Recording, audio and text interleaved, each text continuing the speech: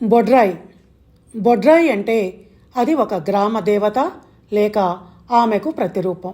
ఇంకా వాస్తపురుషుని శరీరంలోని మణిపూరక చక్రానికి ప్రతీక. దీన్ని బొడ్డురాయి, నాభిశిల అని కూడా అంటారు. ఊరికి నడిబొడ్డులో పొడవుగా ఉండే ఒక రాయిని నిలువుగా పాతి దాని కింద 8 దిక్కులకు అధిదేవత అయిన శీతలాదేవి అమ్మవారి యంత్రాన్ని, సర్వతోభద్ర యంత్రాన్ని బీజాక్షరాలతో వేసి ప్రతిష్ఠించడాన్ని బొడ్రాయి పాతటం అంటారు. ఇది ఊరుమ్మడి వేడుక. బొడ్రాయి ఊరుమ్మడి గ్రామ సరిహద్దు దేవత. ఇది 3 భాగాలుగా చెక్కబడుతుంది.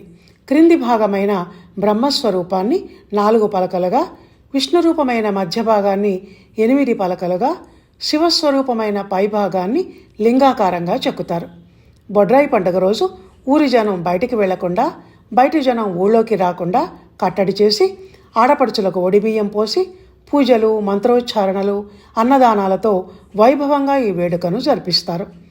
పౌరాణిక, ఆధ్యాత్మిక సంప్రదాయానికి చెందిన ఈ విశిష్ట క్రతువును జమిడీక వాయిద్యం, పంచరంగుల చంద్రపటంతో భవనీయ శక్తి బ్రాహ్మణులైన బైండ్ల వాళ్ళు మాత్రమే జరిపించాల్సి ఉంటుంది. గుడికి ధ్వజస్తంభం ఎలాగో ఊరికి బొడ్రాయి అలాంటిది. పూర్వం ఒక గ్రామానికి కొత్త వాళ్ళు వస్తే ఈ ఊరి బొడ్రాయి ఎక్కడా అని వెతుక్కుంటూ వచ్చేవాళ్ళట. ఊరి పొలిమేర దేవతగా కొలవబడే బొడ్రాయి వల్ల ఊరికి శాంతి, శక్తి లభిస్తాయన్నది గ్రామస్తుల నమ్మకం. అంటురోగాల నుంచి, దుష్టశక్తుల నుంచి గ్రామ ప్రజలను కాపాడుతుందన్న నమ్మకంతో ఏటా ఈ రాయికి కొలుపులు చేస్తారు. అసలు ఈ బొడ్రాయికి పేరు ఎందుకు వచ్చింది అంటే, మనిషి శరీరంలో నాభిస్థానం కేంద్రం లాంటిది. అలాగే ఊరి మధ్యలో ఈ రాయిని పాతుతారు గనక బొడ్డు ప్లస్ రాయి బొడ్రాయి అన్న పేరు వచ్చింది. ఈ బొడ్రాయికి ఊరి జనం ఎంత ప్రాముఖ్యతను ఇస్తారంటే, ఆ ఊరి ఏ ఆడపడుచు అత్తవారింటికి వెళుతున్నా, ఆ ఊరి ఏ కోడలు ఊళ్ళోకి అడుగు పెడుతున్నా బొడ్రాయి దగ్గర ఆగి ముక్కిపోవలసిందే.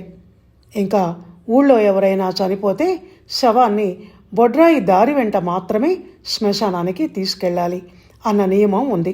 ఇది క్లుప్తంగా బొడ్రాయి గురించిన సమాచారం. ధన్యవాదాలు. బొడ్రాయి గురించి చెప్పండి అని అడిగిన మన కథావాణి శ్రోత శ్రీ తిరుపతి రెడ్డి గారికి కూడా ధన్యవాదాలు.